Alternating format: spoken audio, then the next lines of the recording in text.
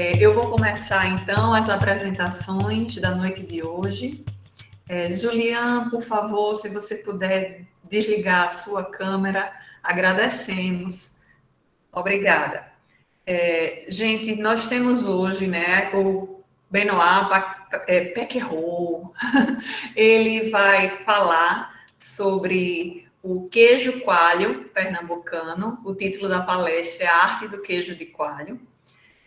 Além de Benoit, estarei com vocês e também a professora Lourdes. Benoit é coordenador desse projeto, que tem incentivo do Funcultura. Ele é produtor cultural e coordenador técnico de articulação do CT Laticínios. Professora Lourdes Barbosa está presente conosco nessa sala, vai fazer a mediação comigo. Ela é professora do programa de pós-graduação em Turismo e Hotelaria da UFPE, também é pesquisadora com interesse nos temas de gastronomia e cultura.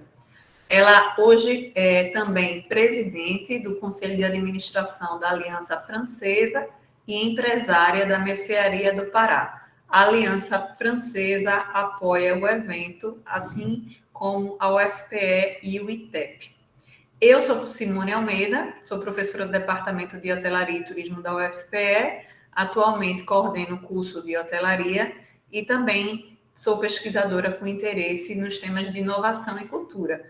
Cheguei a fazer uma tese de doutorado que tratou sobre o processo de inovação e ressignificação cultural do queijo coalho. Outra participante, eu já apresentei, mas volto a destacar, é a Roberta Patrícia, nossa intérprete de Libras, por isso que é muito importante que vocês nos ajudem hoje, mantendo câmeras e microfones desligados durante a apresentação do Benoit. Vocês terão momentos de perguntas, como eu expliquei, levantando a mão ou pelo chat, e nesse momento, sim, vocês poderão abrir as câmeras. Eu vou fechar a minha câmera agora e vou passar a palavra para o Benoit para que a gente possa, então, começar o nosso evento.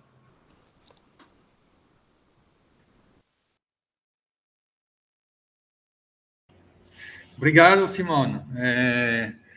Então, é um prazer, né? Agradeço a presença de todos vocês nesse evento voltado para o queijo de coalho de Pernambuco.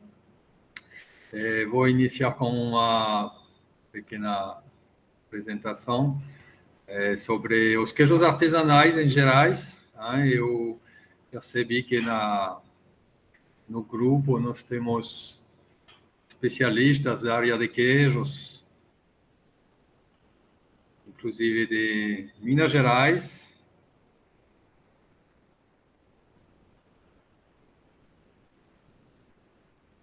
Um momentinho. Pronto. Então, os queijos artesanais na cultura pernambucana, isso foi o assunto da palestra. E esse seminário sobre o tema, ele faz, na realidade, parte de um projeto maior, né, que se chama Arte do Queijo de Coalho.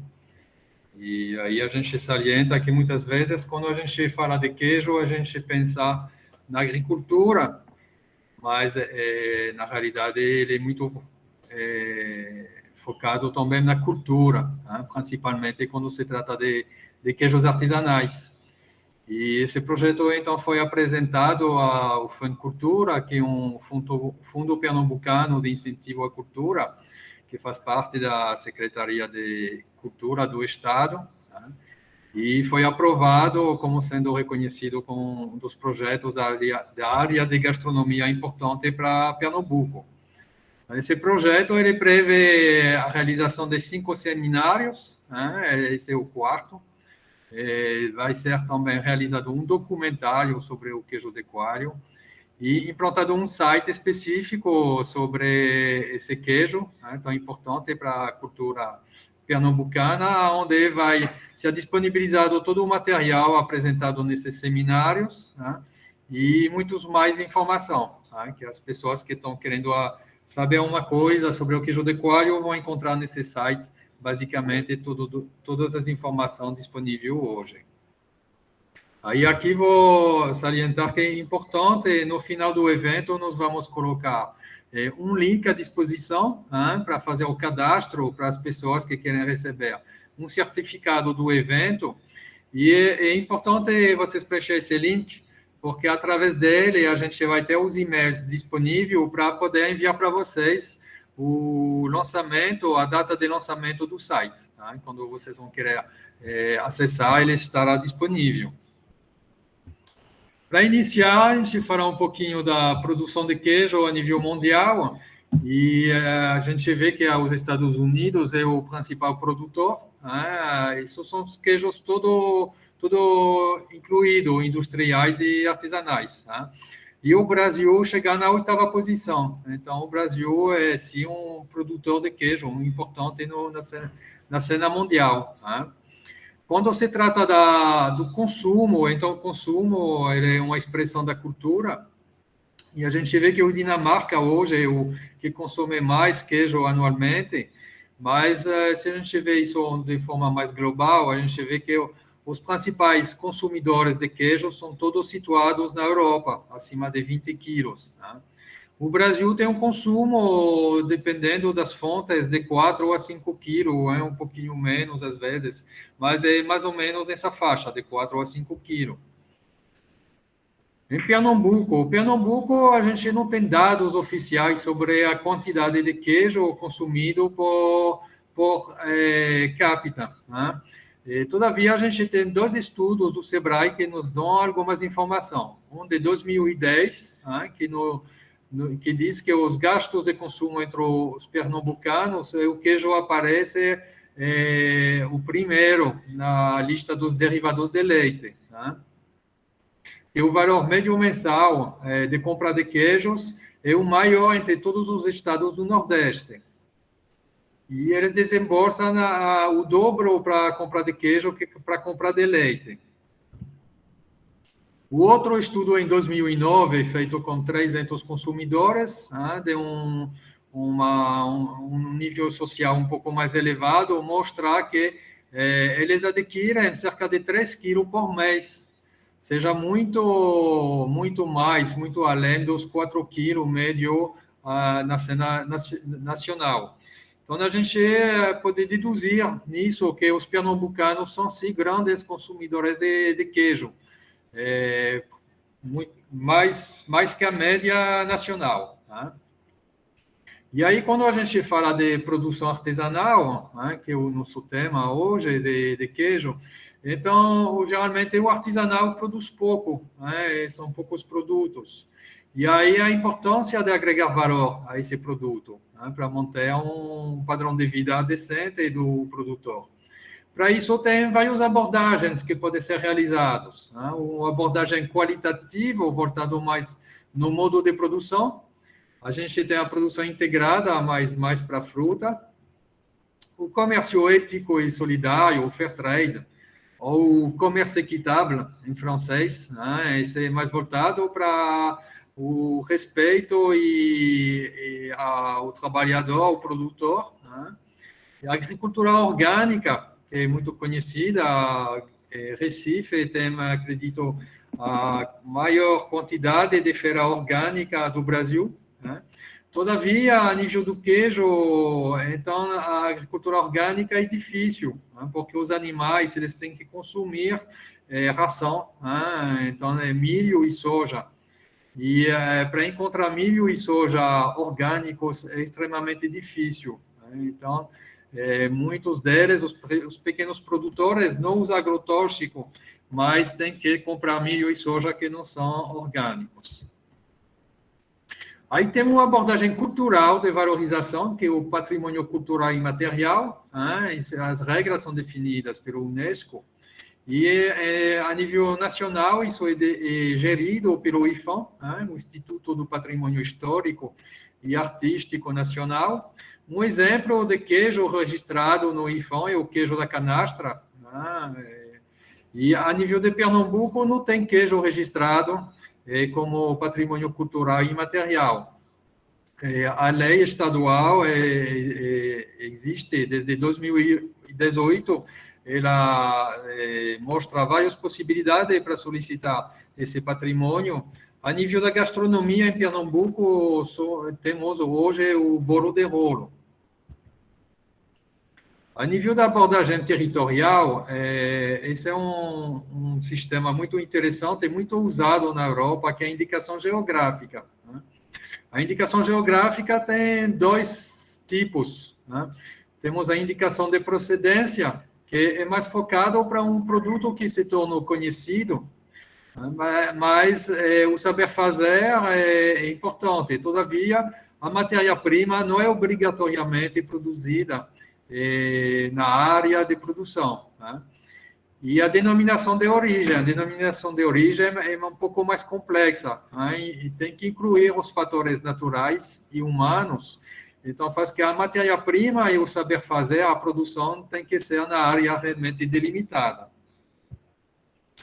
A nível do Brasil, os queijos de indicação geográfica são os queijos da Canastra, Minas Gerais, queijo do Cerro, Minas Gerais, o queijo Colônia Whitmarsum, do Paraná, o queijo artesanal serrano, composto de cima da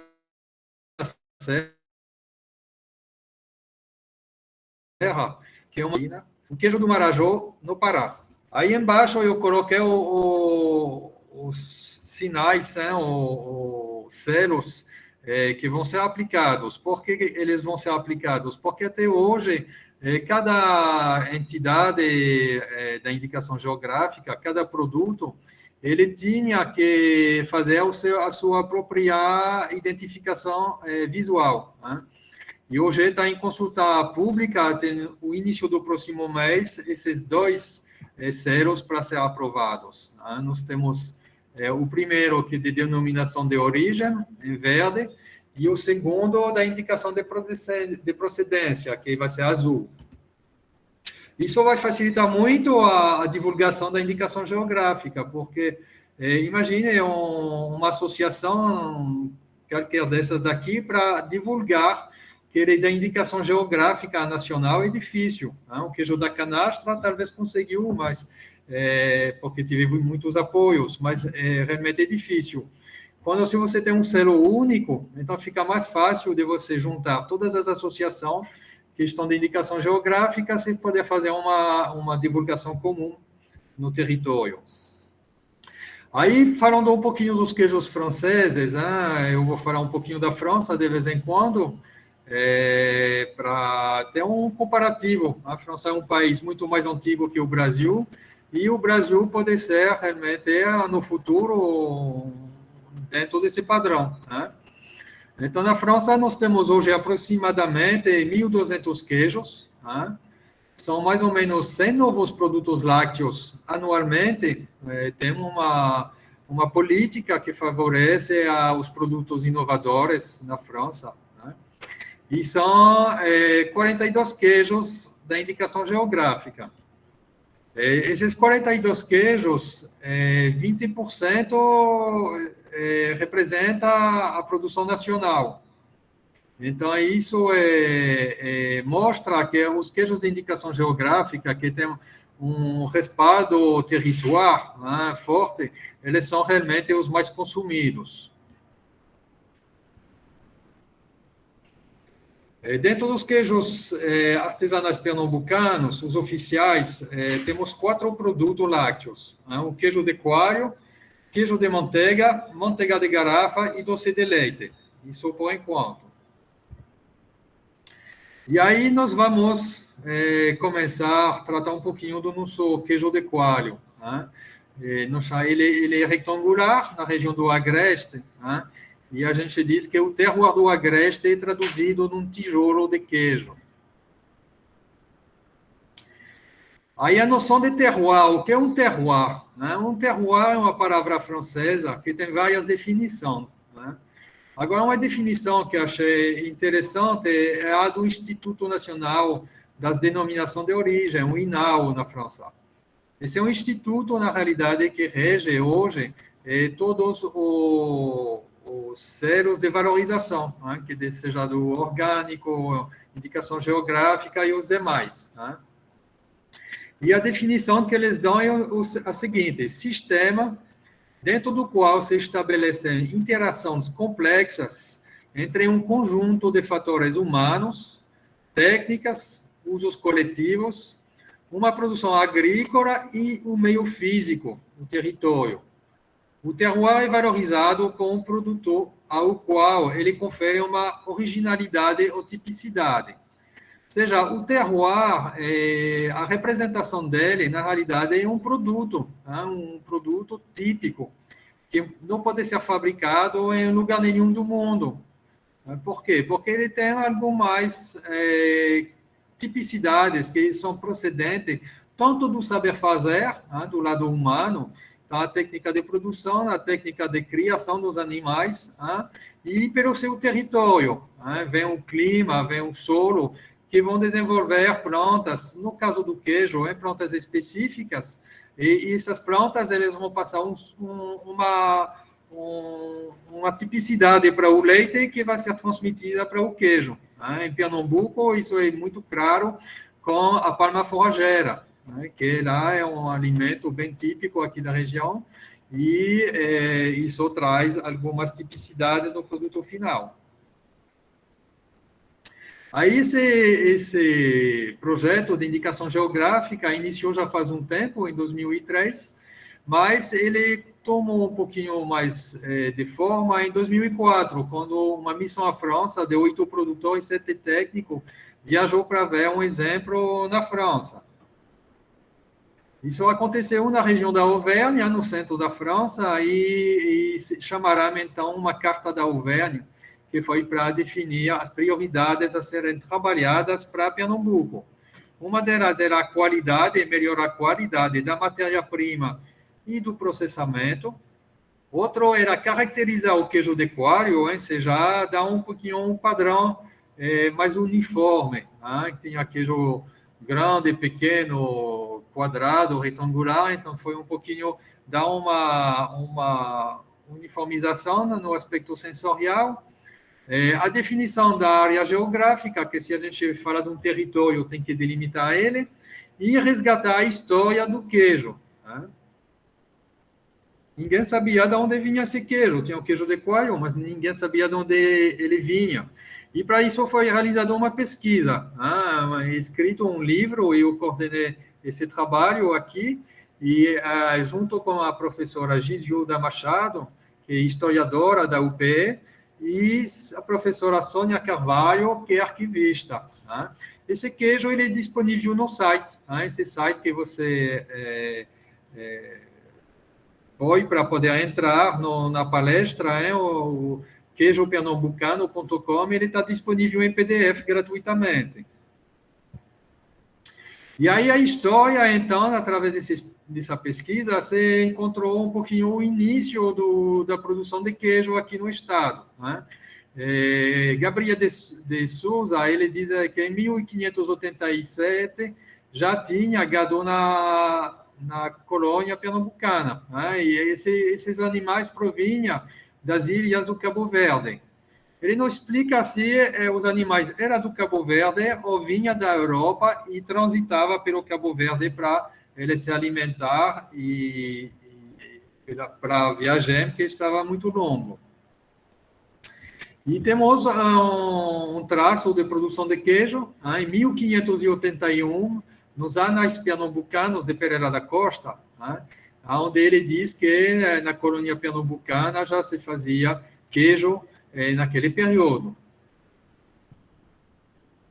Alguns dados importantes para a pecuária leiteira do estado foi em 1631, com a invasão holandesa.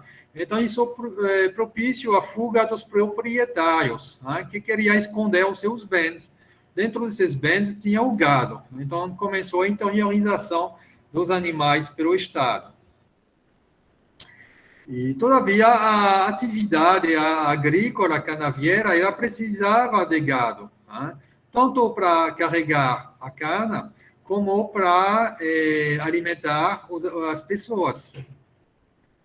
Essa interiorização, ela foi realizada mas não combinava com a atividade agrícola. Né? A gente vê pelo mundo inteiro que, na realidade, a pecuária e a agricultura nunca se dará muito bem, porque os animais, quando começam a ter uma população maior, começam a provocar estragos, que foi o caso da cana-de-açúcar. Né? Então, a coroa portuguesa, em 1701, baixou uma carta-regia, proibindo a criação do gado a menos de 10 léguas do litoral. Né? Isso provocou que se falou a sertanização. Sertanização, na realidade, significava a interiorização. Né? Então, começou a interiorização do Estado, numa área desconhecida. Aí, essa interiorização permite o surgimento de fazendas, pequenas povoações e as cidades. Né? Essas conquistas, elas tiveram um lado muito ruim, que foi a dizimação de indígenas naquela época. Né? E aí, o Capistrano de Abreu, ele cita que a criação do gado se espalhou seguindo as margens do Rio São Francisco, pelo sudeste e norte de Minas Gerais, e chegando até a ilha de Marajó, no Pará. Por muitos historiadores, essa interiorização e a atividade pecuária no interior, então, ela proporcionou a libertação dos escravos, né? Porque eles recebiam a quarta cria dos animais. Assim, eles conseguiam ter um pequeno rebanho e uma certa independência econômica. Mais tarde, no século XIX, que apareceu a palma forrageira, né, que foi trazida por Lundgren e Delmiro Gouveia. Inicialmente, eles tinham trazido para produzir um corante para o textil, né, mas eles perceberam que os animais comiam a palma e isso poderia servir para alimentação animal, principalmente no período de seca.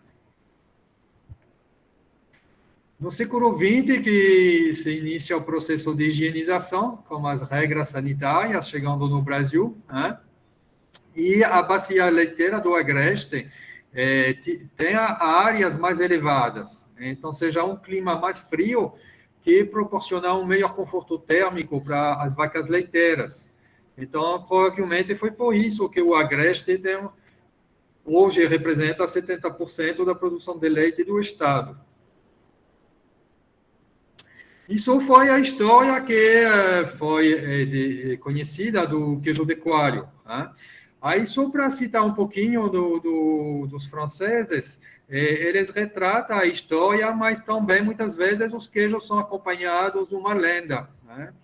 O queijo de coalho ainda não tem lenda, talvez ela vai, aos poucos, aparecer. Né? Mas aqui vou citar dois queijos que têm uma lenda bem interessante. Né? O Roquefort, a questão do Roquefort, que é um queijo de ovelha, um queijo azul.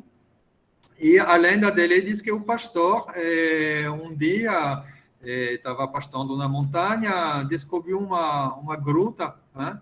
Aí foi comer lá o queijo com o pão dele e passou próximo uma amiga dele, e aí ele foi namorar com a menina e esqueceu o pão e o queijo. Né? E algumas semanas depois, ele volta naquela área, entra na gruta e percebeu que o pão estava lá ainda, todo morfado, todo verde, e que esse fungo tinha crescido no queijo. Né? Aí ele raspou esse fungo, provou o queijo e percebeu que o queijo era muito delicioso. Né? E aí, nesse caso, o Roquefort tinha nascido. O outro queijo que você cita a lenda, que tem uma lenda também bem romântica, porque o queijo é em formato de coração, é o Neuchâtel.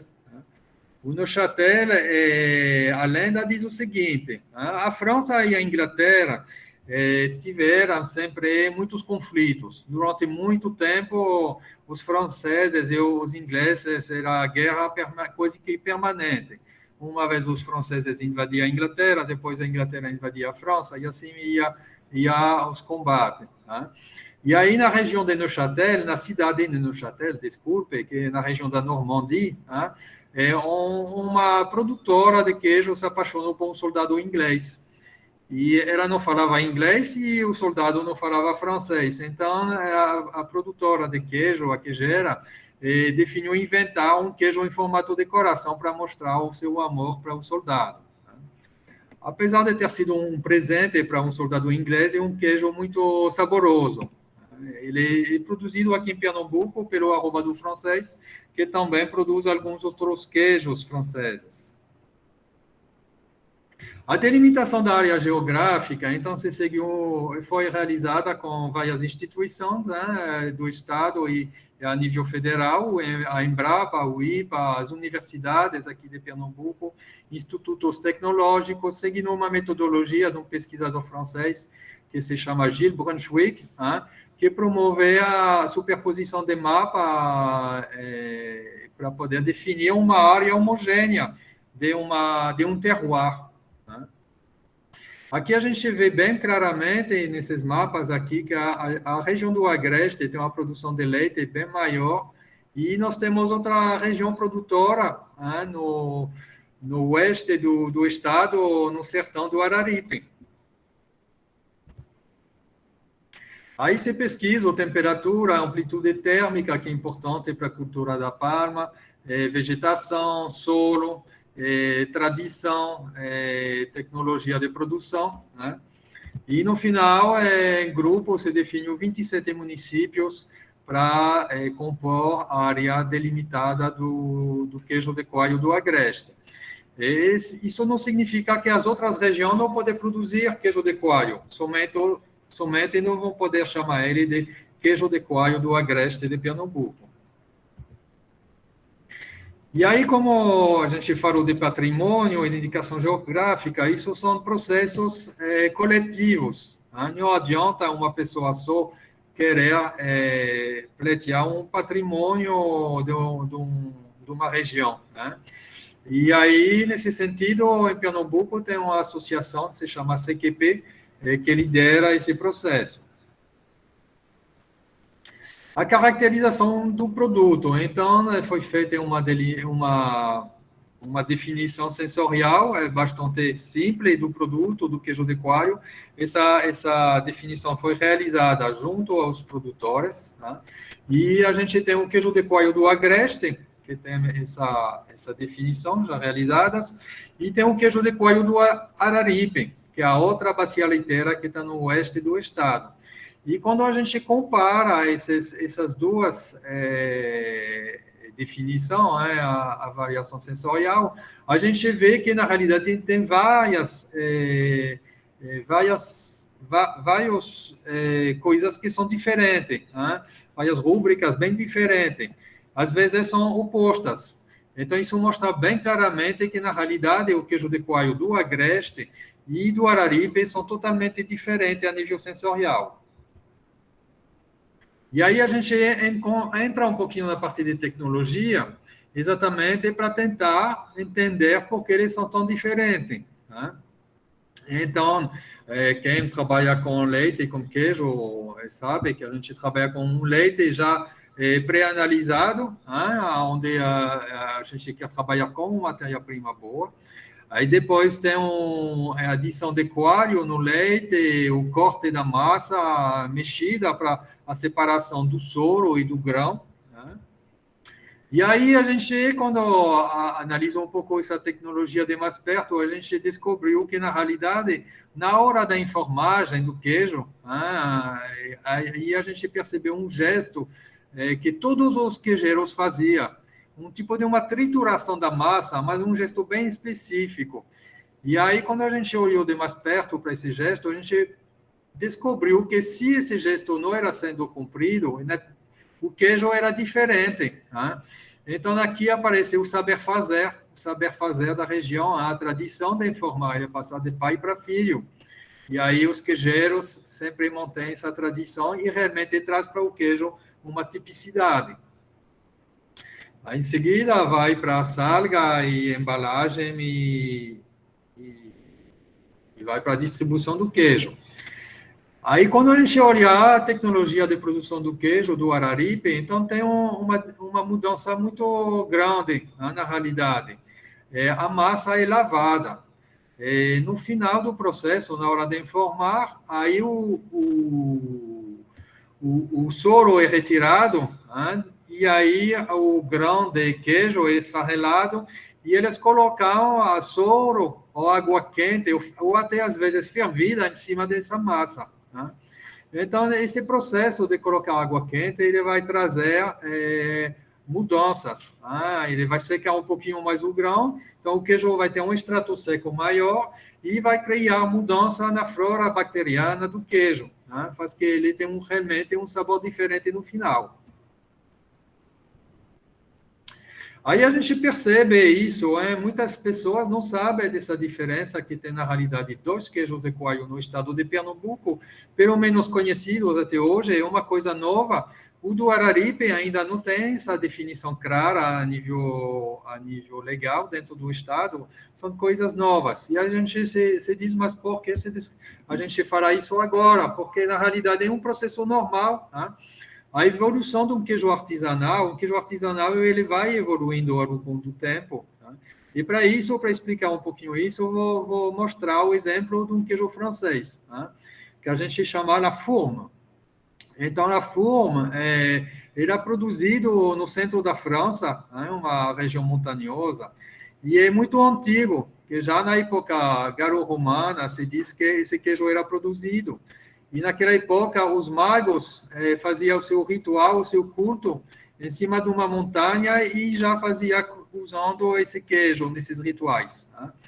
Essa montanha, a parte alta dessa montanha, ele chamava de Pierre-sur-Haute. Pierre-sur-Haute significa pedra no alto, tá? E foi somente depois, no século XVIII, que tem escrito que esse queijo era usado para pagar o aluguel das jaceries. O que é uma jacerie nessa montanha? Então, nas montanhas, na França, no inverno, está cheio de neve. Então, os animais eles têm que ficar na cidade, embaixo da montanha. E quando a primavera começar a chegar, a neve vai derretendo aos poucos, os animais estão saindo e vão pastar nas montanhas. Então, eles não têm, o rebanho não tem como voltar para a cidade. Aí o rebanho fica na montanha e os pastores ficam nessa jacerie, que são, na realidade, abrigos ou casas cobertos de palha, onde eles fabricam o queijo e podem se hospedar, tá? Só que esses abrigos, eles tinham que pagar um aluguel para usar e eles pagavam em queijo. A partir do século XX, naquela região, então, começaram a aparecer as primeiras fábricas de queijo, tá? E as técnicas foram aprimoradas. Então, quando a gente aprimora as técnicas, muda um pouquinho, às vezes, o produto, tá? A gente percebe aqui, século XX é igual a nosso exemplo lá da história do queijo de coalho. Século XX também, o Brasil começou a implantar as primeiras regras sanitárias, tá? Em 1945, um laticínio, então, no final da Segunda Guerra Mundial, pediu para legalizar esse queijo, tá? Então, foi a primeira legalização, tá? E quando legalizou, a legislação permitiu o uso de 3 nomes, porque tanto se usava o nome de Fume de Pierre-sur-Haute, o alto da montanha, como Fume de Montbrisson. Montbrisson era um lado da montanha e Fume d'Ambert era o outro lado.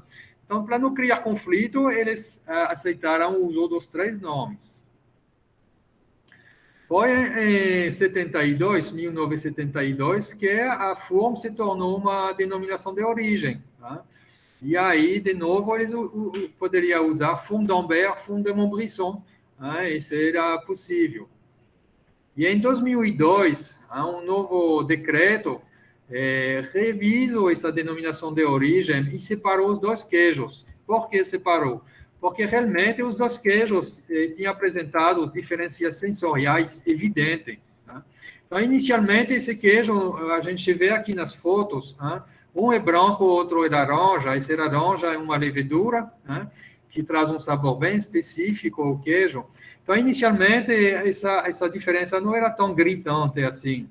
Então, era um queijo único. Mas, ao longo do tempo, dos séculos, então, essa diferença, essa mudança de técnica foi aparecendo até chegar um momento que o aspecto sensorial dos queijos era diferente demais.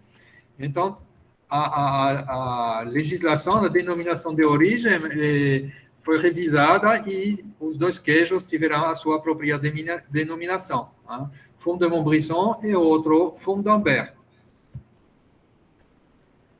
Para falar um pouquinho da legislação estadual, bem rapidamente, não vou me estender nesse assunto, mas só para saber. Pernambuco tem a chance de ter tido uma resolução em 1999 que permitia a comercialização do seu queijo fabricado com leite cru. Isso é um ponto muito importante, porque hoje no Brasil tem estados que ainda não têm legislação para isso. Né? E aí os produtores ficam sem respaldo legal para fazer.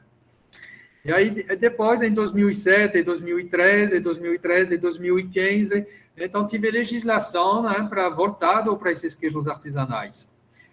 Hoje tem uma isenção fiscal, né, então isso mostra que o legislativo é bastante atento ao aspecto da produção de queijo artesanal no Estado, e isso é muito positivo. Né.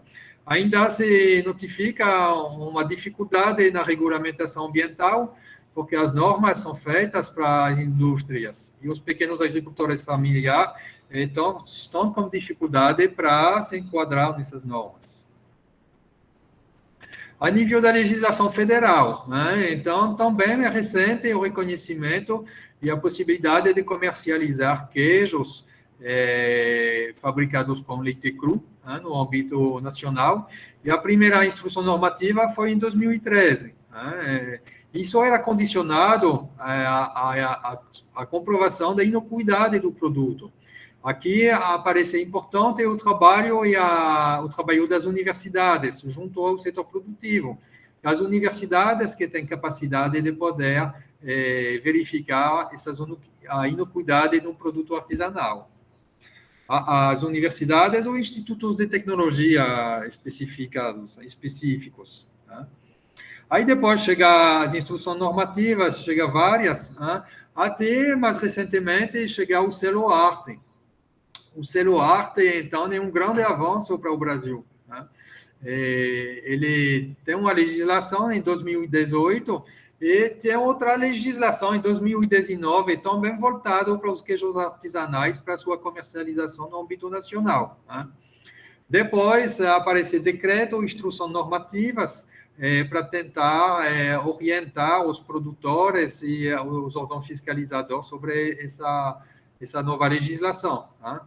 A gente vê, então, que o queijo artesanal no Brasil e no estado de Pernambuco são coisas que hoje são reconhecidas. Tá? Isso se deve principalmente à organização dos produtores, tá? E da sociedade em geral. Tá? Isso foi importante para poder essa evolução acontecer. As legislações, elas realmente não são perfeitas, né? Elas vão precisar de mudança, né? Essas mudanças vão acontecer, elas vão ser revisadas ao longo do tempo. Né? A legislação federal é ainda mais complexa, porque o território brasileiro é muito grande. Né? A diferença de criar e de produzir um queijo artesanal de uma região para outra é totalmente diferente. O selo arte em Pernambuco hoje só tem um estabelecimento registrado e 48 em processo. Né? Todavia, essas legislações, elas trazem também a sua parte de desafio para o produtor, porque realmente eles têm dificuldade para se enquadrar nessas legislações que tem que existir. Né? E a gente já pode citar com desafio aqui em Pernambuco a qualidade da água, principalmente na seca. Na seca tem região que nem água tem. Né? O controle da matéria-prima, isso mexe até com a cultura das pessoas. Né?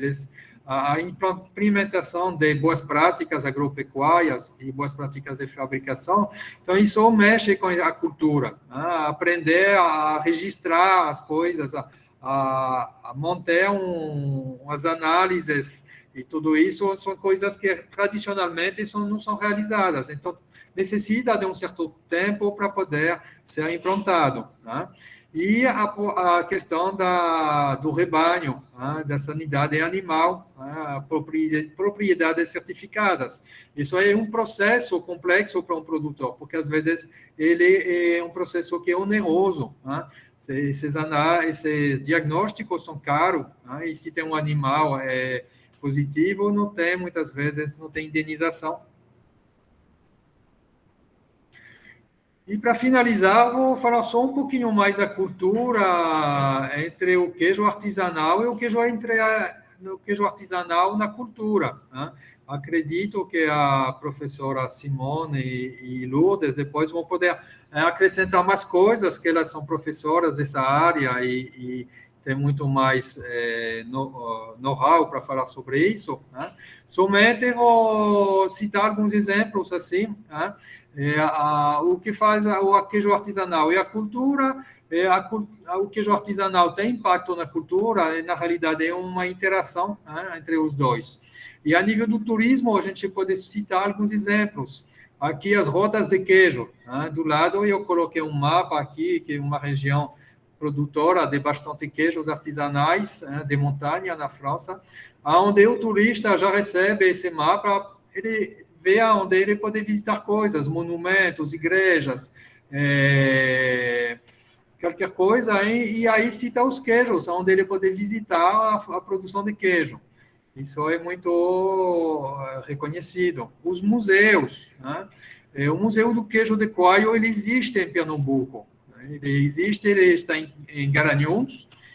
Hoje ele não faz visita devido à pandemia, mas em breve vamos esperar que as visitas podem recomeçar, né? E você pode encontrar informação sobre o museu no @Museu do Queijo Coalho. E para finalizar, as feiras. Né? As feiras regionais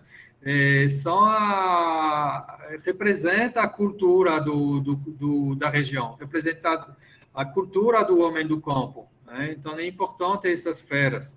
Aqui embaixo é a Feira de Cachoeirinha, que é a feira que mais comercializa queijo de coalho no estado. E a gastronomia tem uns festivais gastronômicos, né? Tanto na capital como no interior, né?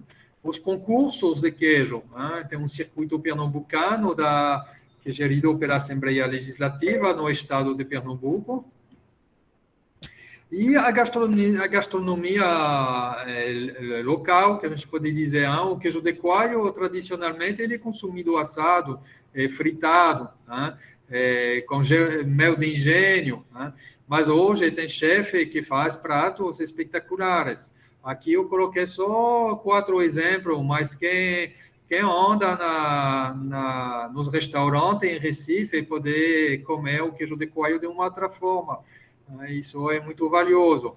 Isso desenvolve também o turismo. O turista que vem para Pernambuco, se vai para a praia, ele vai gostar de comer um queijo assado na praia, porque de onde ele vem não tem. Ele vai gostar de ir para um restaurante, ver um queijo assim apresentado. Essas são coisas que o turista vem, aprende a conhecer a cultura, o queijo tradicional, e quando ele volta na sua região, ele quer continuar a comprar. O celular, vamos esperar que daqui a uns anos permite isso. A gente vê aqui em Pernambuco, hoje tem bastante queijo da canastra que se comercializa. Vamos esperar que em breve os queijos de coalho aqui do Pernambuco podem se comercializar em grandes cidades do país, como São Paulo, Rio de Janeiro e as demais. Foi isso, eu agradeço a atenção de vocês.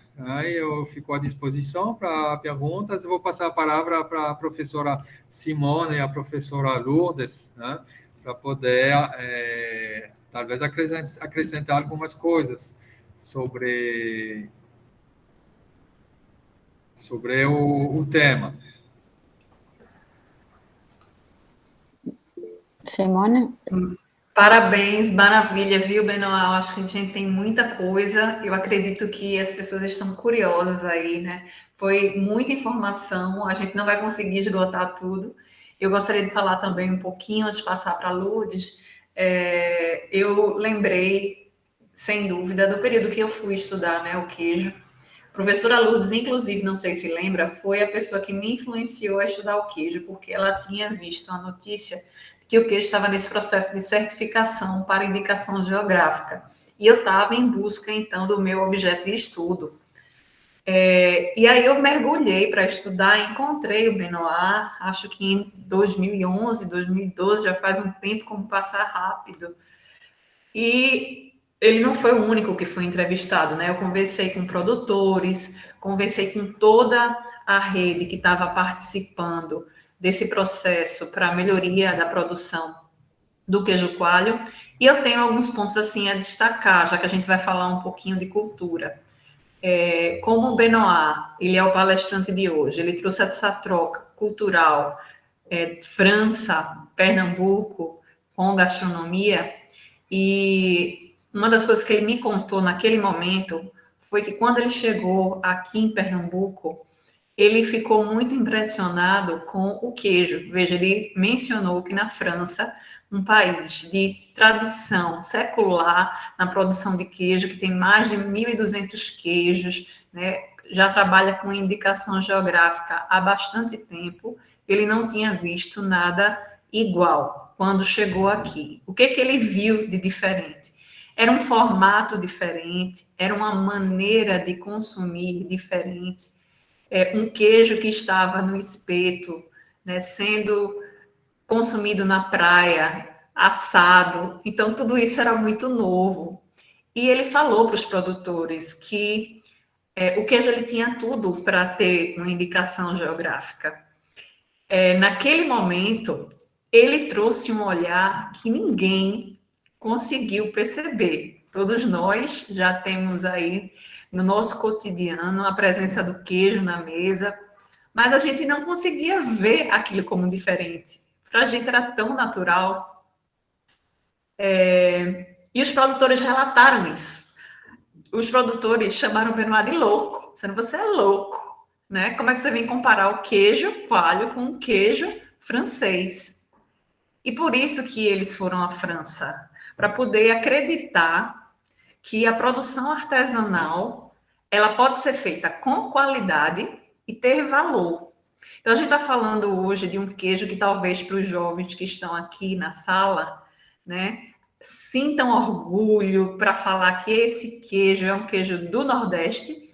É óbvio que a gente está falando das especificidades da região do Agreste de Pernambuco, mas ele é um queijo brasileiro, um queijo nordestino. Ele, em cada região, vai apresentar diferenças no seu sabor, e Benoit também destacou, inclusive no modo de produção. Mas a gente, há alguns anos atrás, quem tiver um pouquinho mais de idade, talvez vai conseguir perceber que nem sempre a gente deu esse valor ao produto. O queijo ele aparecia na mídia, só tinha lugar de destaque quando dizia assim, apreenderam, né, queijo que não tem certificação. Então, era carros, combis, né, de apreensão, como se fosse um produto assim, muito sujo, muito perigoso, que ele tinha que ser incinerado. E quando a gente também consumia, sempre aprendemos a consumir ele assado como uma maneira de proteção, porque ele poderia ter uma origem duvidosa. Tudo isso veio de uma grande transformação, que não foi de a noite para o dia, nem de um ano, nem 2 anos. Benoit falou aí de um trabalho que vem se arrastando por décadas, né, para fazer essa grande transformação na mente do nordestino, que já tinha o produto no seu cotidiano, mas só agora parece que ele muda de patamar, né? Ele chega no restaurante e ele tem um outro valor na mão de grandes chefes de cozinha, que começou aqui um trabalho, tenho que relembrar o César Santos, que ele sim encabeçou, fez documentário, né, levou o queijo coalho, vamos dizer assim, debaixo do braço, e outros chefes depois começaram a trabalhar na valorização de vários outros produtos locais. Então, é isso que eu lembrei, né, dessa história, e gostaria aqui de agradecer, Benoit, por todos esses anos que você vem trabalhando pela qualidade do leite, né, que é uma matéria-prima que precisa estar bem cuidada para dar esse queijo de qualidade, que você conseguiu nos mostrar o valor cultural de algo que a gente não estava ainda percebendo, a pedra preciosa que esse produto ele tem.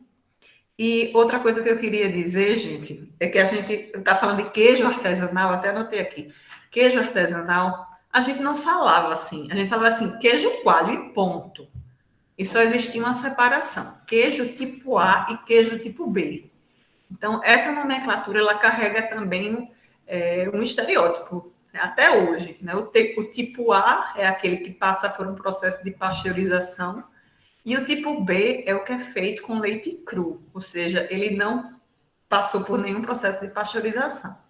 O queijo tipo B, ele era aquele queijo que todo mundo temia. É como se assim, cuidado, esse é tipo B. E o processo, não estou falando só do Benoit, mas claro, teve o ITEP junto, uma equipe da UFPE junto, que veio pesquisando não só a parte histórica e criando esse livro, né, que o Benoit mencionou, que vocês podem acessá-lo também gratuitamente, vale muito a pena. Teve uma intervenção no processo produtivo para a melhoria do produto, para que esse produtor artesanal visse, olha, você pode fazer com leite cru e esse queijo ele vai ser muito bom. Eles não conseguiam acreditar porque na cabeça deles, queijo bom ele precisava ser pasteurizado. Eu estou dizendo assim, bom no sentido de que iria ter um status maior, né? Que ele iria passar para o nível A. Então, essas coisas que eu fui descobrindo, muito interessante. O título do livro é O Queijo de Coalho em Pernambuco, Histórias e Memórias.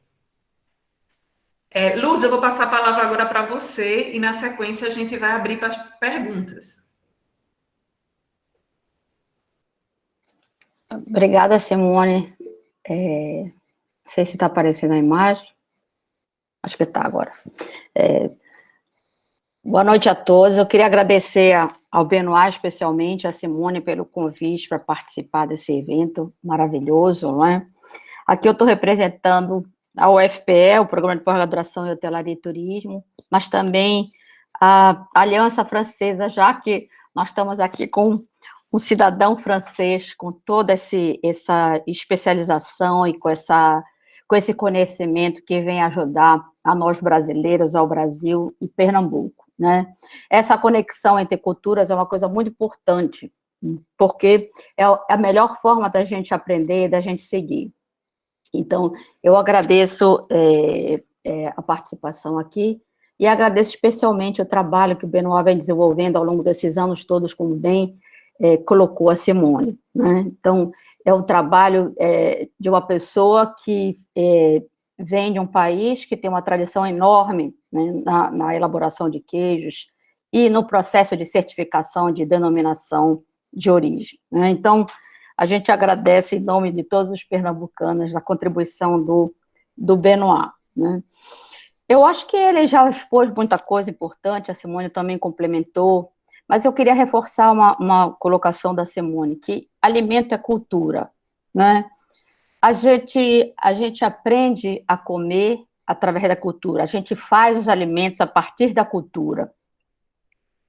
E é assim que ela se desenvolve. Então, essa é a diferença entre alimento, na realidade, e comida. Comida é o alimento carregado de cultura, e o alimento é alguma coisa que é só para nutrição, né?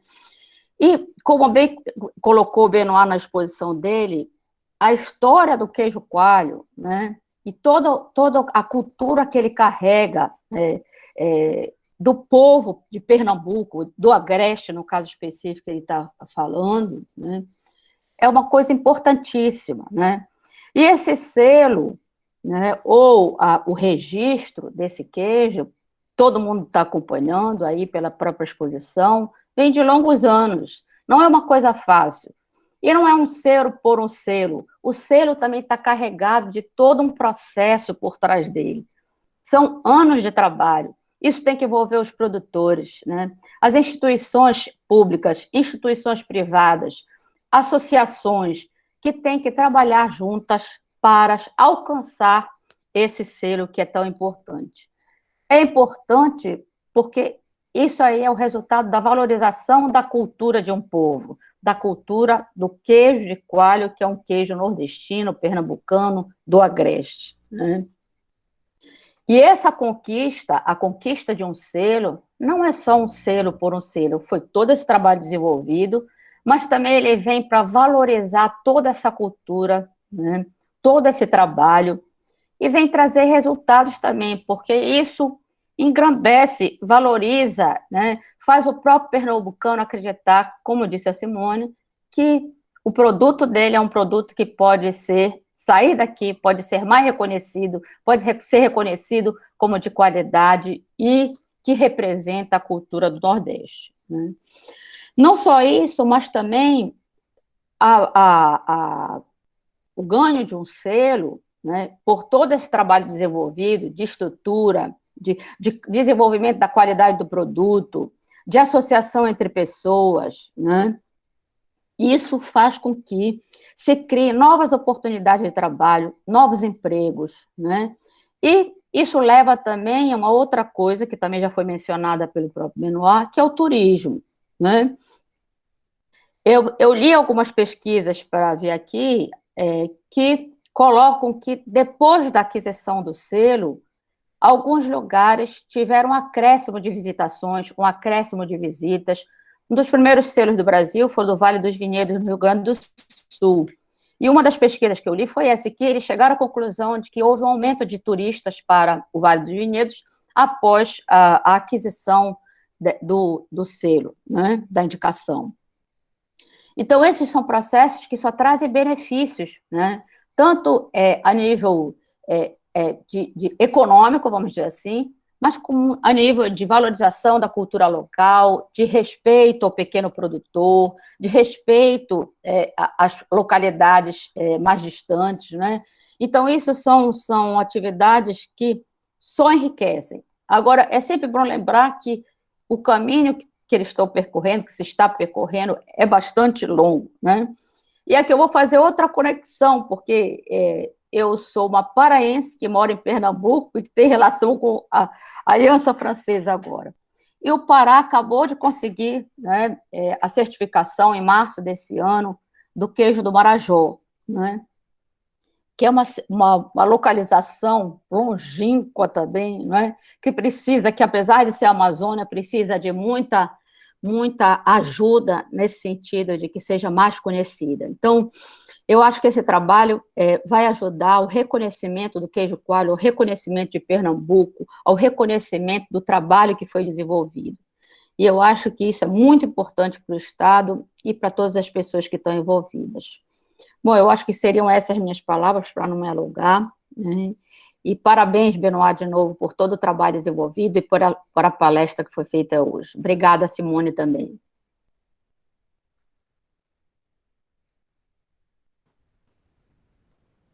Temos uma sala cheia e eu acredito que alguns aqui gostariam de participar mais ativamente, fazendo perguntas. Vocês podem levantar a mão, abrir a câmera, na sequência, um a um, para que a gente possa ajudar a Roberta na interpretação, tá bom? Eu vou deixar com vocês.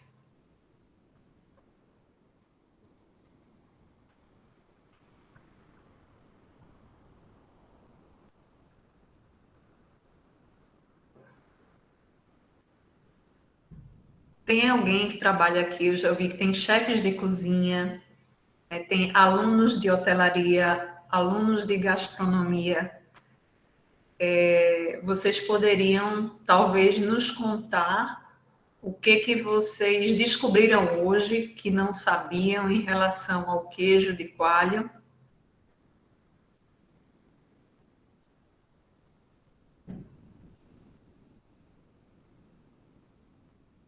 Olá, boa noite. Boa noite, Costa. Olá, tudo bem? Eu sou Costa, sou muito conhecido no mercado de gastronomia já há 30 anos. E eu venho de uma escola com Georges Stevaux, um restaurancier suíço, que eu tive o prazer de trabalhar com ele desde o início do seu primeiro restaurante em Olinda com Michel Barbaud, que também era suíço, o L'Atelier.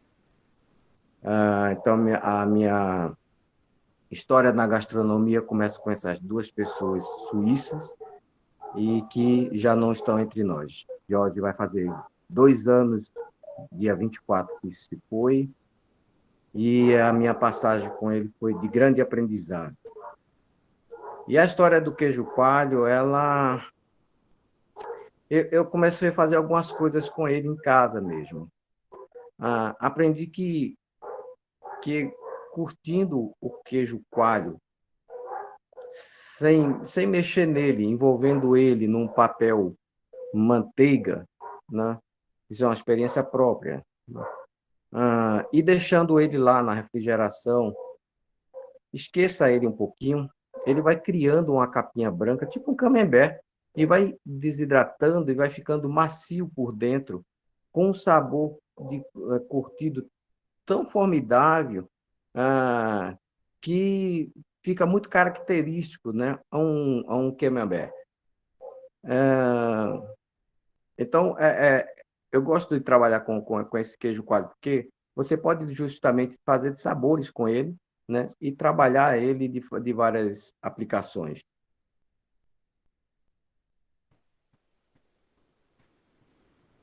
Obrigada, Costa, bem lembrado. Hoje, alguns produtores que fazem parte da associação que o Benoit mencionou, eles começaram também a desenvolver novos produtos, né, com sabores de ervas, pimenta, tem o queijo maturado, que é realmente uma delícia. Então, começaram a criar novos queijos a partir dessa base do coalho. Benoit, tem uma pergunta aqui no chat que eu gostaria que você nos ajudasse. Pode defumar queijo de coalho frito?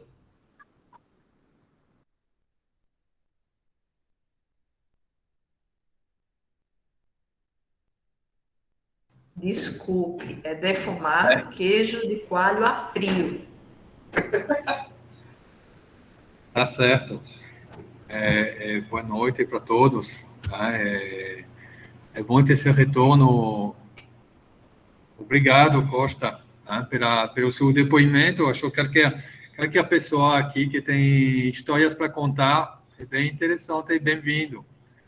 Inclusive, eu vi que tem alguns mineiros aqui que devem ter muita história para contar, mas também as pessoas aqui de Pernambuco que têm coisas com queijo de coalho, eu acho bem interessante. Defumar o queijo de coalho é complexo. Quando a gente defuma na fumaça, como é um queijo fresco, então muitas vezes ele tem tendência a derreter, hein? Aí tem gente que está usando uma metodologia diferente, que usa defumação líquida, a gente chama, né? E a fumaça líquida ela é um pouco diferente, né? Ela traz alguns... Ela tem um lado bom, que realmente ela é controlada, a gente não vai trazer toxina para o queijo, mas também tem um pouquinho de química dentro, né? Realmente um queijo curado, como você falou, um queijo maturado, que vai ter um extrato seco maior, uma casca, vai ficar mais fácil para defumar num defumador tradicional. Né? Mas eu vi, acho que foi ontem de manhã, tinha lá no Bom Dia Pernambuco, que tinha bastante, uma reportagem sobre queijo de coalho e tinha queijo de coalho defumado lá em Caruaru. Então, é uma prática que parece que já começou a funcionar aqui em Pernambuco. Não sei se atendi a sua pergunta.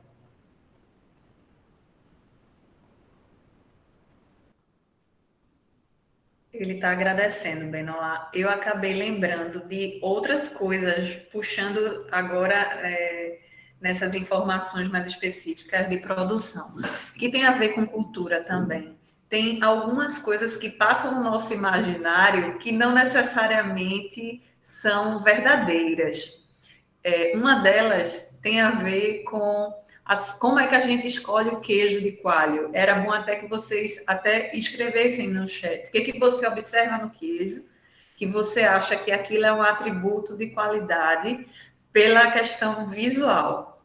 E tem relatos bem diferentes, né, das pessoas. Tem gente que vai dizer assim, eu gosto de queijo com muito furinho, com pouco furinho. E Benoit pode falar também o que significa essa quantidade de furos do queijo.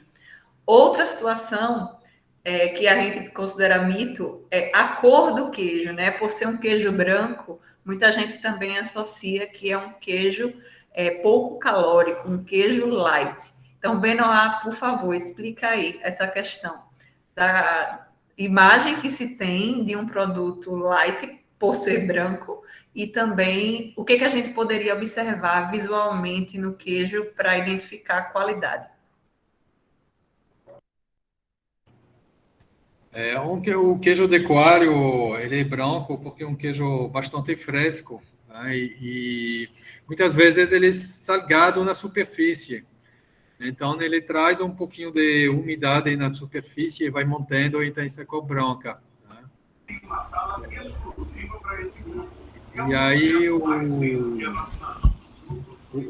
queijo com furinho, então, a gente até hoje, muita gente prefere o queijo cheio de furinho, o queijo de coalho. Né? Esse é um pouquinho difícil de responder. Quando tem poucos furinhos, muitas vezes a gente pensa que é um problema de prensagem.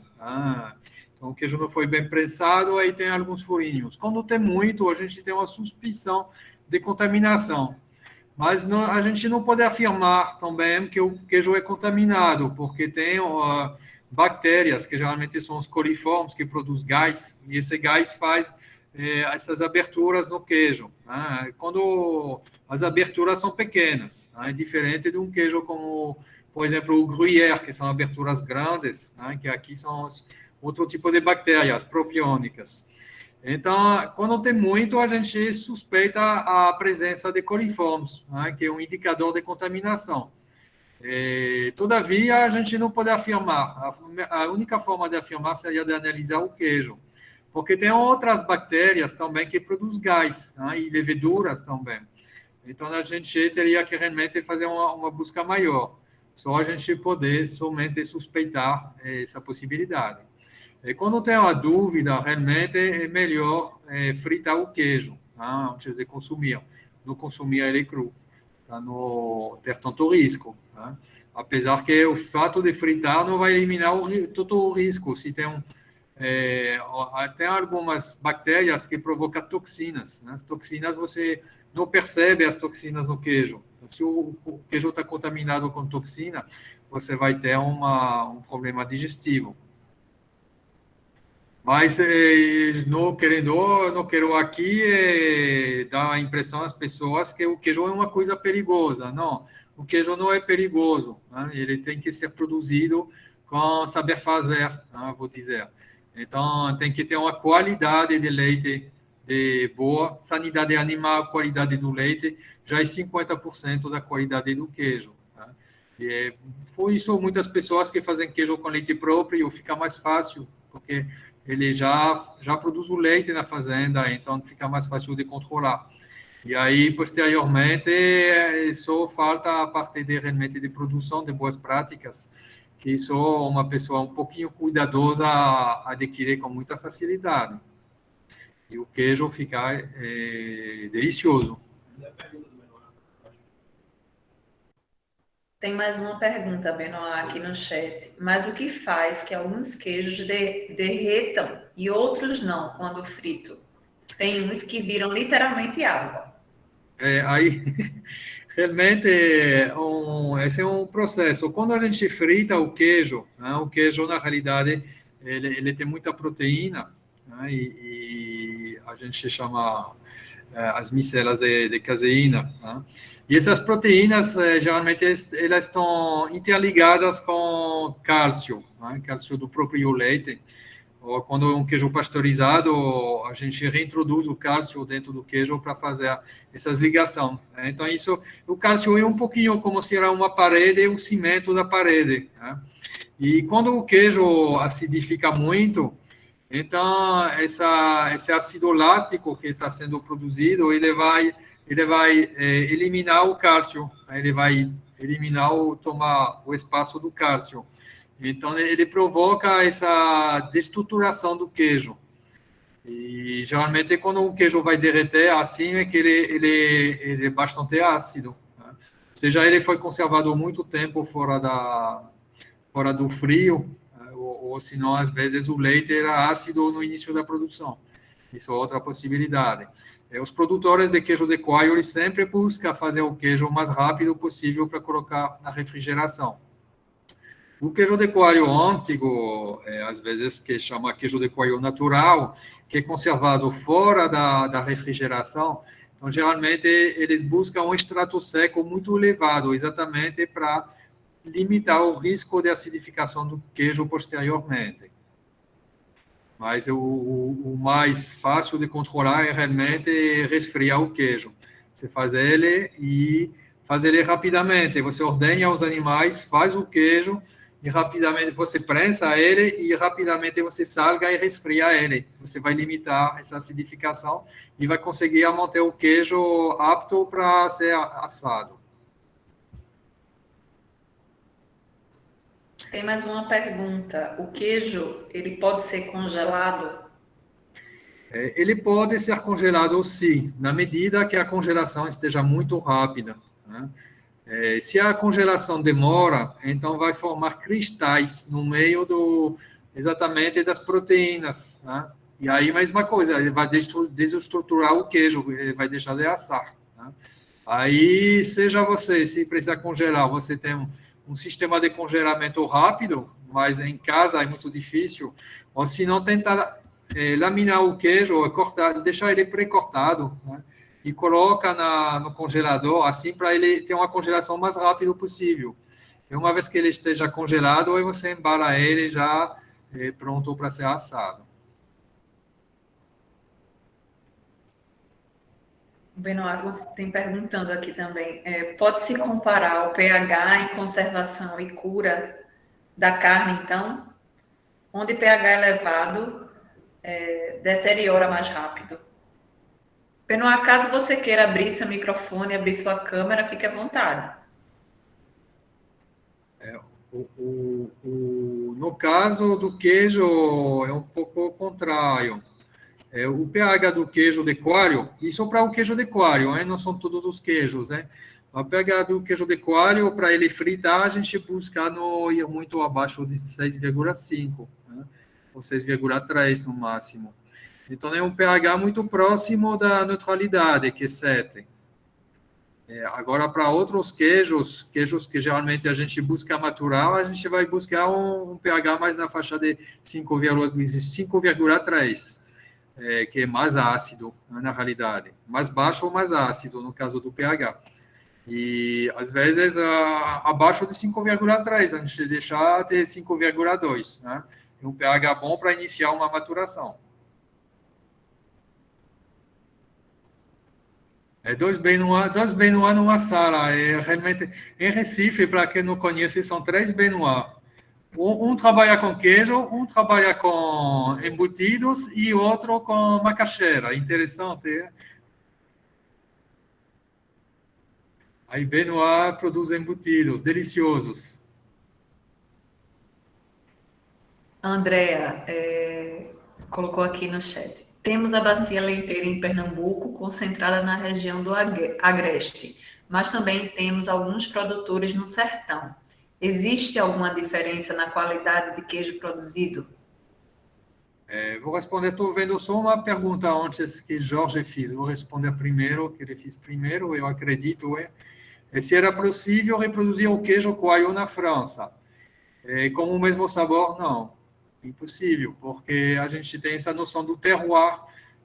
O queijo de coalho produzido aqui, se você faz ele em São Paulo, já vai ser diferente, né? Que a A palma forrageira aqui, ela tem todo um contexto de clima, de solo, que é amplitude térmica também, que é importante para a palma forrageira, que faz que ela vai ter uma certa tipicidade, que vai se transmitir para o leite e posteriormente para o queijo. Então, a gente pode fazer uma imitação, mas fazer igual não vai fazer.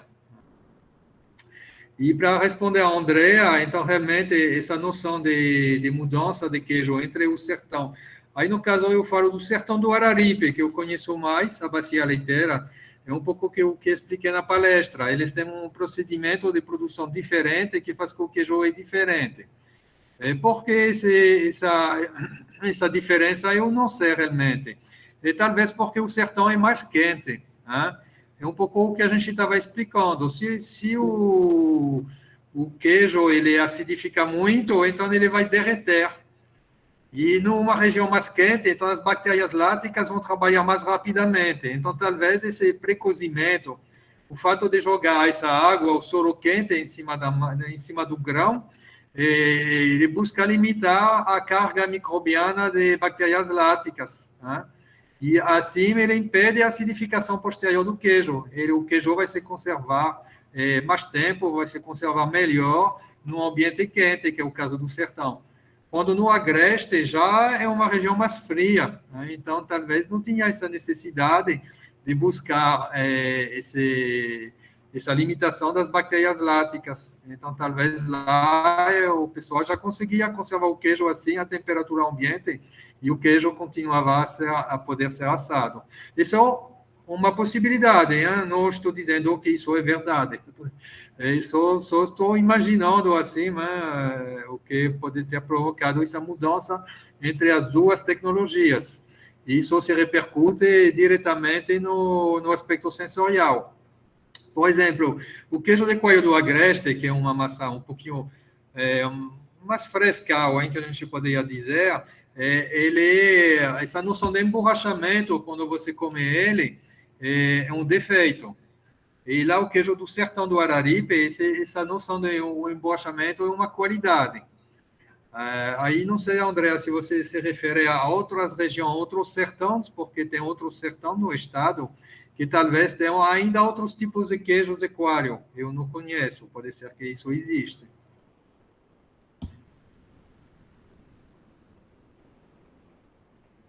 Era no Araripe, isso mesmo. Aí é importante o Araripe lutar para ser reconhecido a nível do Estado, né? Porque a legislação que existe no Estado ela é voltada para o Agreste.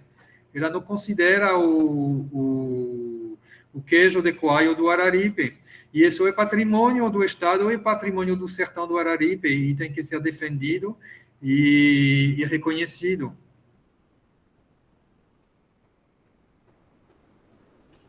Lourdes tinha levantado a mão. Tem alguma pergunta ou colocação, Lourdes? Vou perguntar, vou atiçar o Benoit.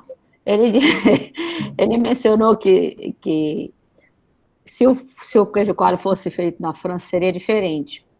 Ele faz os queijos franceses em Pernambuco. Como é que isso funciona?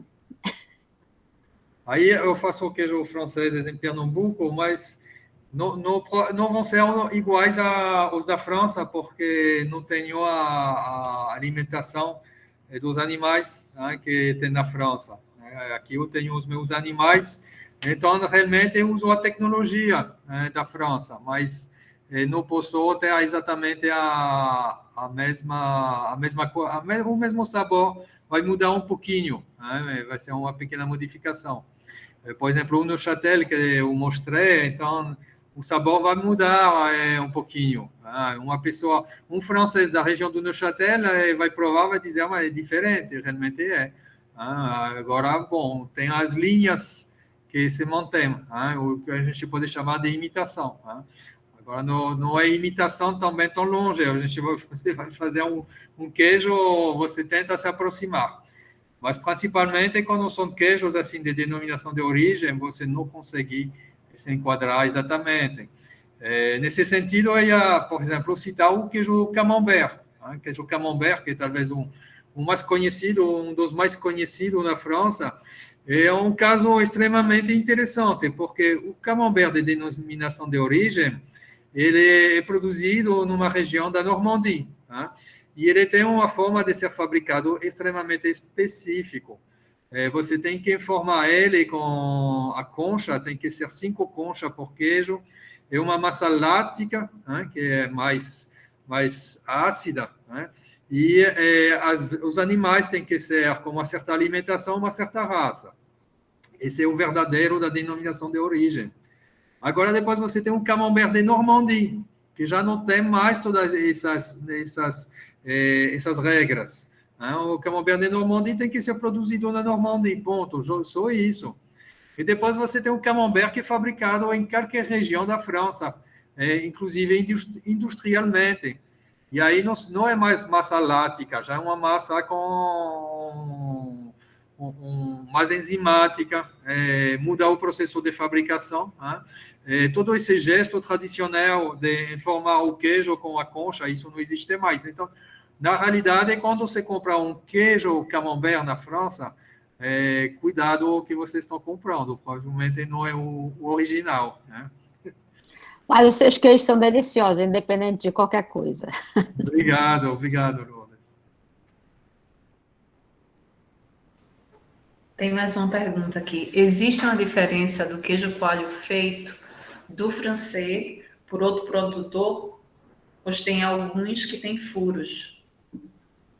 Um pouquinho o que a gente explicou, aqueles que têm furos é que se já tiver um problema de prensagem, na hora de prensar, ou tem bactérias que estão produzindo gás dentro do queijo.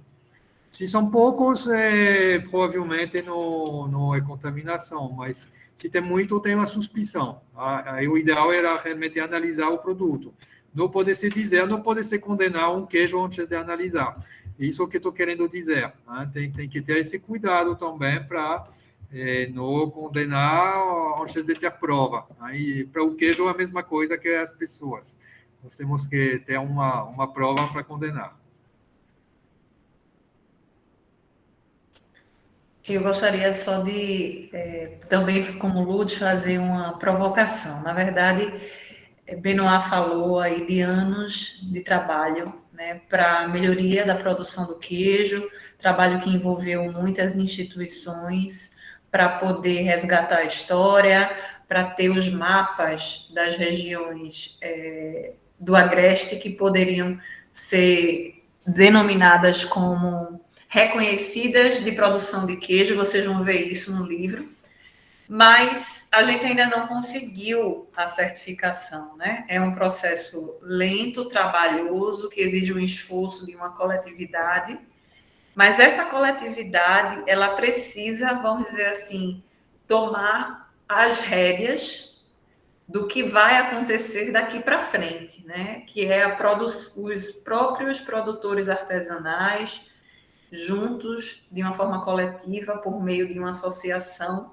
porque a indicação geográfica, ela não é uma certificação que vai para uma empresa individual, ela vai para uma coletividade, e essa coletividade ela é representada pela associação, né, que já foi instituída. A pergunta é, o que está faltando para a gente conseguir a certificação para o queijo coalho pernambucano? Para mim responder, é complexo, Simone, o que está faltando. Na realidade, a indicação geográfica, ela existe. Ela está aqui. Da mesma forma que o patrimônio do queijo de coalho, ele existe. Né? Somente falta reconhecer, na realidade. E esse reconhecimento, você tem que montar um dossiê. Né? No caso do patrimônio, você tem que caminhar para o IFAM ou para o Estado, tem várias formas de você encaminhar essa solicitação. E para a indicação geográfica, você tem que encaminhar para o INPI, né, que é a propriedade industrial no Brasil. Que seja um ou outro, como se diz, é um processo coletivo. Uma pessoa só não adianta fazer. Né? e um processo coletivo complexo, porque depois você vai ter que... A associação, no caso, que vai apresentar o dossiê, se esse dossiê é validado e a denominação é reconhecida, o seu patrimônio, depois vai ter que ter uma gestão, né? Se você, por exemplo, na indicação geográfica, você vai ter que ter a autorização de usar um selo que você vai colocar em cima do seu queijo, como a gente viu, né? Esse selo que vai fazer que o consumidor vai reconhecer, vai dizer, então, esse queijo é realmente original. Então, esse eu vou comprar. Eu aceito pagar um preço maior, porque eu quero comer um queijo original, tá? E aí tem toda a complexidade da associação gerenciar isso, né? Tem que autorizar esse selo somente para quem está cumprindo algumas regras, né? Que esse é um regulamento de uso. Tem que para quem está dentro dessa delimitação geográfica. E talvez hoje o que falta é isso, ter um grupo coletivo suficientemente maduro para poder gerenciar isso. Tá? Porque não adianta você apresentar o dossiê, ser reconhecido, e depois você não tem a maturidade para gerenciar. Né? Isso é importante. Talvez o que falta mais realmente é um trabalho de construção da coletividade na área delimitada. E quando eu estou falando de um trabalho coletivo, é lógico que tem que ter os produtores, mas pode ter também outras pessoas, né? Principalmente, estou olhando muito pessoas da área de turismo, de gastronomia, que no final, eles são favorecidos também para a implantação de um selo, como a gente viu, né? E a gente vê, por exemplo, no Brasil, a importância que tiveram os chefes, os grandes chefes de cozinha na defesa dos queijos artesanais. Em várias regiões do Brasil, os chefes que foram defender os produtores em vários momentos, porque realmente as regras, antes dessas legislação, era tudo para um industrial. Um produtor era realmente um clandestino, porque não tinha como cumprir isso.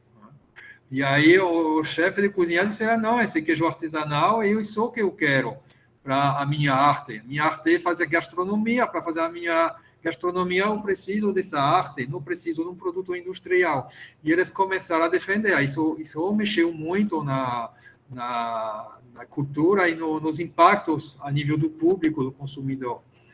Então, tudo isso tem que se juntar e é um processo longo e não adianta você pressionar, é um processo que tem que acontecer por ele mesmo. Né? Na França, às vezes, a gente é muito longo. Na França, para você conseguir um processo de denominação de origem, dificilmente é inferior a 10 anos. E tem toda uma construção, né? Às vezes tem conflito entre as pessoas. Então, não adianta você pressionar. Esse conflito ele tem que se resolver por si mesmo e achar um melhor caminho. É isso. O outro Benoit levantou a mão, mas antes dele tem algumas perguntas. Então, Benoit, vou passar para você, só que antes eu vou falar das perguntas que surgiram primeiro. Certo. A pergunta é da Caroline. Queijos artesanais têm maior porcentagem de lactose? Não obrigatoriamente não. Queijos artesanais, a quantidade de lactose, na realidade, vem muito da tecnologia do produto. Um produto fresco vai ter mais lactose. Um produto curado, maturado, já vai ter um teor mais baixo. Alguns produtos lácteos, como o iogurte, um teor de lactose quase inexistente.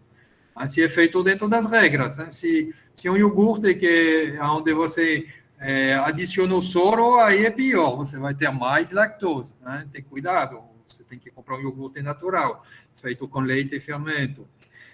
Aí depois tem a noção das enzimas, né? Que esses últimos anos surgiu colocar enzimas nos produtos para eliminar a lactase, hein? A lactase, a enzima para eliminar o lactose, né? Desculpe. E aí o lactose termina quase no zero, né? E muda um pouquinho o sabor do produto. Os queijos artesanais podem receber essa enzima, ou não sei realmente, acho que depende muito dos estados. Em Pernambuco, eu acredito que a legislação, se ela autoriza o uso de enzima na produção do queijo de coalho. Vai mudar um pouquinho o seu sabor, mas vai eliminar o lactose, né?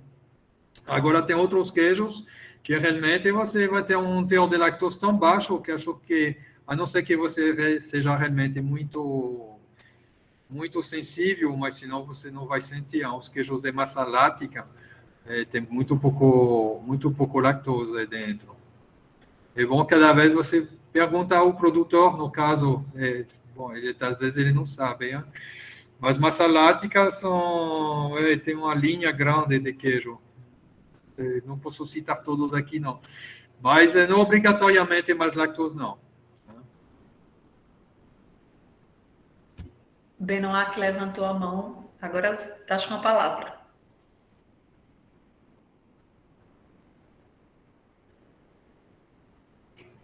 Desculpem, meu microfone estava desligado, não tinha visto. O que eu queria dizer primeiro é um grande parabéns ao Benoit, por estar aí, porque eu acho fantástico uma pessoa que vem de fora, que levanta a bandeira assim, de um produto regional, de um produto artesanal, e que luta para demonstrar o valor desse produto para o público e para as autoridades, para todo mundo que tem que se interessar. E eu queria fazer essa parêntese para justamente falar, eu vejo aqui as pessoas, como que poderia fazer um camembert igual à França, não sei o quê. E eu trabalho com carne, com embutidos, com charcutaria, como o Benoit falou, e eu vejo o mesmo problema. As pessoas dizem, tem como fazer um presunto parma, não sei o quê, aí entra o tipo parma, o tipo camembert, etc., em vez de valorizar o produto que se encontra aqui no estado, no Brasil. Então, eu queria reagir sobre isso e falar e apoiar realmente a iniciativa de Benoit e dos envolvidos, porque acho importante que um país e que um estado, que uma região coloca para frente o que vem, o que é a origem da sua cultura gastronômica, em vez de sempre achar que tudo que vem de fora é melhor. Então, pronto, parabéns a você. Obrigado, Benoit. Muito obrigado.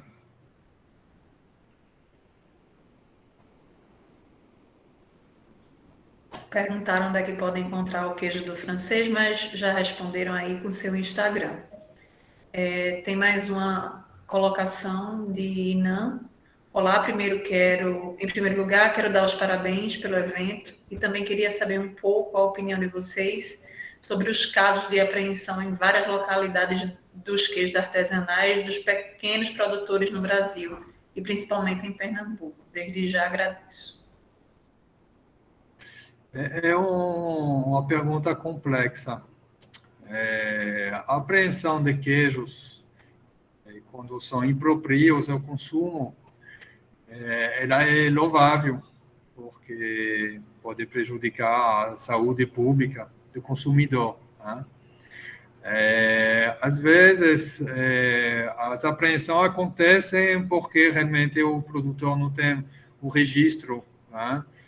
Não obrigatoriamente se faz análise do produto para saber se realmente ele é o próprio a consumo ou não, se segue a legislação de dizer que realmente não tem o selo de fiscalização, que a regra nacional é uma lei e a lei tem que ser cumprida, né? Isso ninguém pode negar.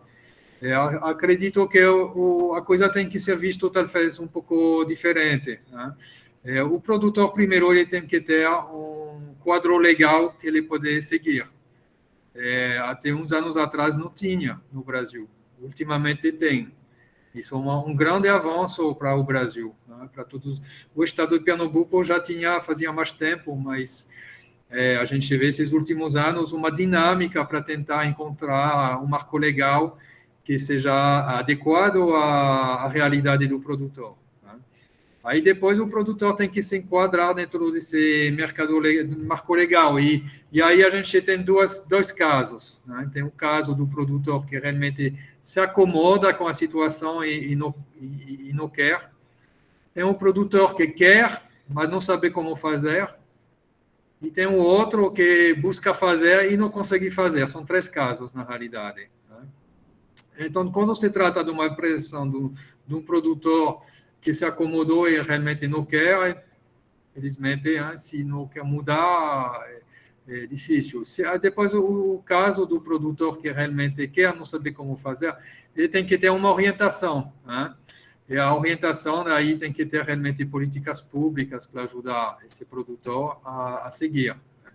E aí o outro caso é quando o produtor está tentando e não conseguir, aí tem que ver por que ele não está conseguindo, né? Se isso é um problema de financeiro, de recursos humanos, né? Então tudo isso tem que ser analisado com muito calma e a gente não pode julgar, nem que aprende e nem que está aprendido. Acho que em momento nenhum a gente pode condenar nenhum nem o outro. A gente tem que analisar caso a caso e buscar solução. Em Pernambuco, esses últimos anos, está se criando uma dinâmica coletiva de apoio. A gente vê hoje os órgãos fiscalizadores, como a Adagro, né, trabalhar em conjunto com as universidades, os institutos técnicos e o legislativo. Então, isso permite uma dinâmica de apoio ao produtor. É claro que você não tem de um dia para outro como formalizar todos os produtores, porque são muitos, né? Agora está em processo, acredito, no estado de Pernambuco, a tentativa de formalizar 120 produtores de queijo. Já é muita coisa. Agora, no volume de queijeiro que tem, é pouco, mas não se faz de um dia para o outro. Vamos começar por 100, por 200, por 300, até chegar a um número que seja realmente interessante no mercado.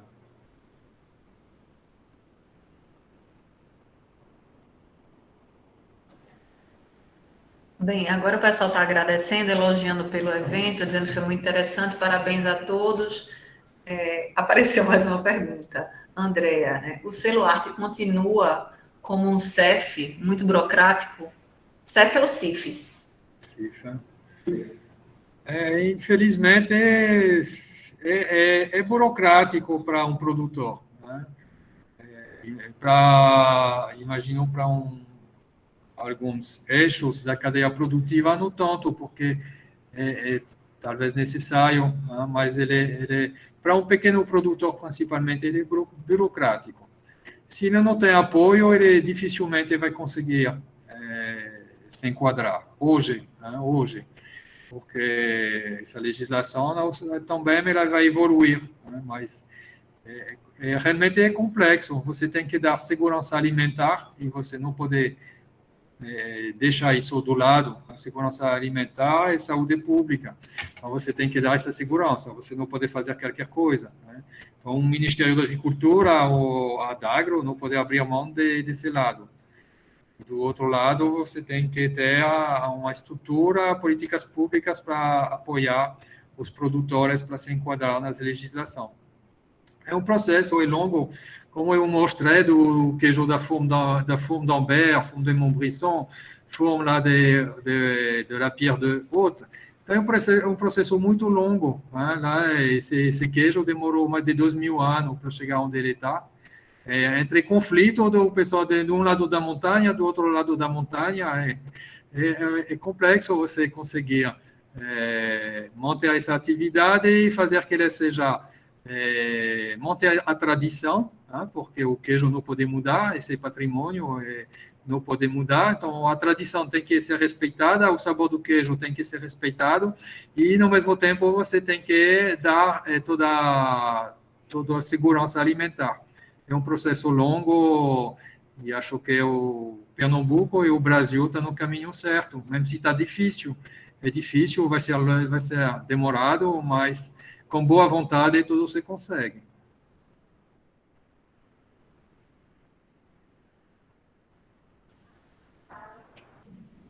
Bem, eu não estou vendo mais perguntas aqui. Só elogios para o queijo do francês. Benoit disse que também teve que pegar o selo de inspeção estadual porque não tem arte para carne. Muito pesado o investimento, infelizmente. É verdade. Para um produtor, muitas vezes, é um investimento muito alto.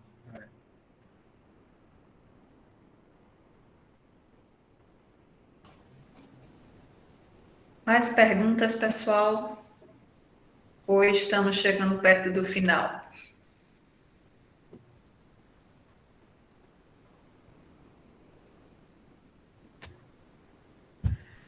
Acredito que...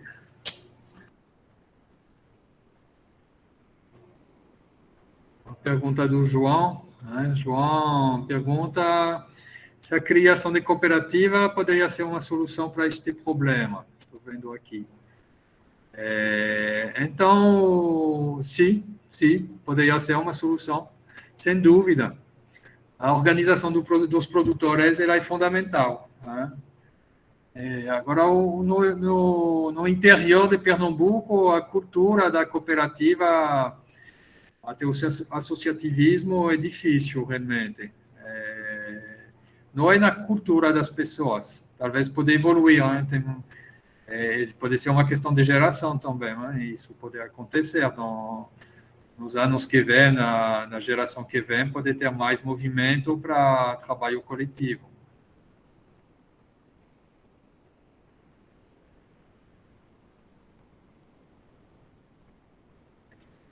Se tem mais matéria do livro... Depende muito do tema. Assim, eu sei que eu tenho alguns artigos que foram publicados desse estudo do queijo. Houve um que estudamos, o Festival Restaurant Week, que em 2012 teve como inspiração para os chefes de cozinha o uso do queijo de coalho, e a gente fez uma análise do cardápio desses restaurantes para entender como é que eles estavam representando o produto. Foi muito, muito interessante. E aí também tenho algumas sobre a parte de legislação, regulação, que Benoit apresentou algumas coisas aí. E o que eu descobri nessa pesquisa da parte legislativa é que o Brasil, quando começou a se preocupar com qualidade de produtos lácteos, ele copiou literalmente a legislação americana. E os queijos americanos eram que apareciam na nossa legislação. O único queijo brasileiro que aparecia era o mineiro. Então, não tinha nada diferente disso.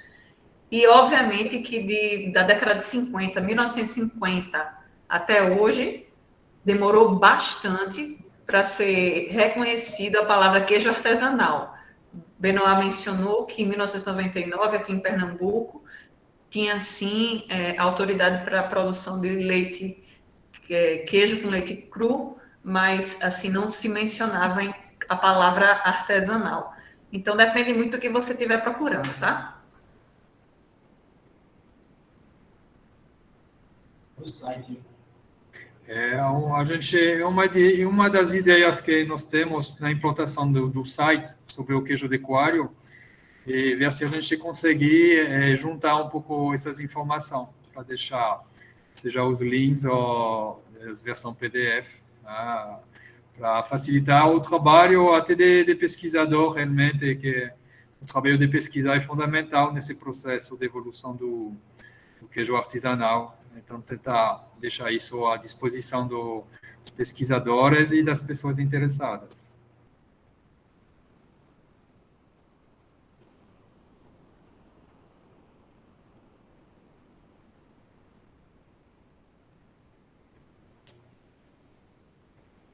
Isso, Bernardo, não sei se você tem mais alguma informação. A ideia é essa, gente, que o site que está sendo estruturado, ele guarde, né, toda essa memória do queijo coalho. Então, não só as pesquisas históricas, como os artigos que foram feitos e que continuarão sendo feitos para que as pessoas possam ter fácil acesso.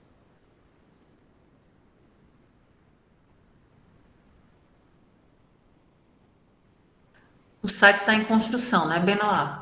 Em construção. Hoje no site, tem esse link que está aberto para pegar o livro da história do queijo de coalho, né, que foi colocado um pouquinho mais lá em cima, é o mesmo início que vocês digitaram. Pronto, esse daqui, queijopernambucano.com. Você tem acesso à versão PDF gratuitamente. sobre a história do queijo de coalho.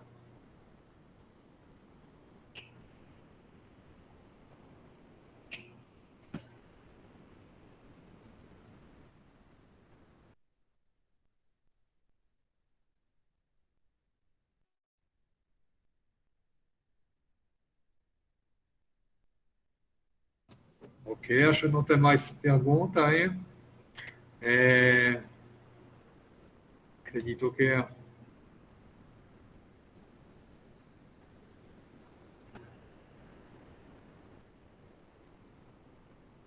a harmonização com algumas bebidas, hein? No interior eles tomam muito queijo de coalho com café. Eu achei isso interessante, hein? Na França a gente toma muito queijo com vinho. Depende da cultura das pessoas. Com cachaça, por que não? A gente também hoje a gente faz queijo de coalho maturado na cachaça, no vinho, na cerveja. Gostoso.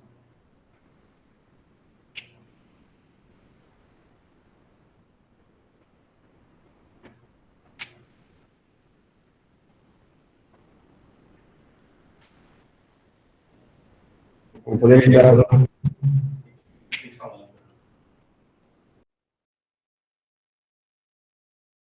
Então, nós vamos liberar o link para fazer o cadastro, hein? E não esqueça de fazer o cadastro para receber o certificado e também para a gente ter o contato de vocês para avisar quando iremos fazer o lançamento do site, né, para vocês terem acesso. E também para vocês contribuir com o site, né, quando ele vai estar aberto. Gostaria de, para encerrar, acho que estamos com o horário, gostaria de agradecer a todos vocês, né, para a presença, para esse tempo que vocês aceitaram de dar para poder ouvir um pouquinho sobre essa cultura do queijo de coalho. Né? Agradecer a professora Simone e a professora Lourdes para ter aceito o convite para participar desse evento. Agradecer a Roberta também para ter fazer essa integração, né, de todo mundo nesses eventos. E agradecer então o FAN Cultura, né, a Secretaria da Cultura, para poder ter dado esse apoio, esse incentivo para esse projeto que é tão importante, né, e reconhecer, quando isso acontece, a gente vê que o Estado hoje está reconhecendo isso como sendo cultura do patrimônio. Né? Falta realmente a coletividade apresentar um dossiê para isso ser formalizado. Eu agradeço a todos vocês e espero que vocês gostaram do evento. Muito obrigado.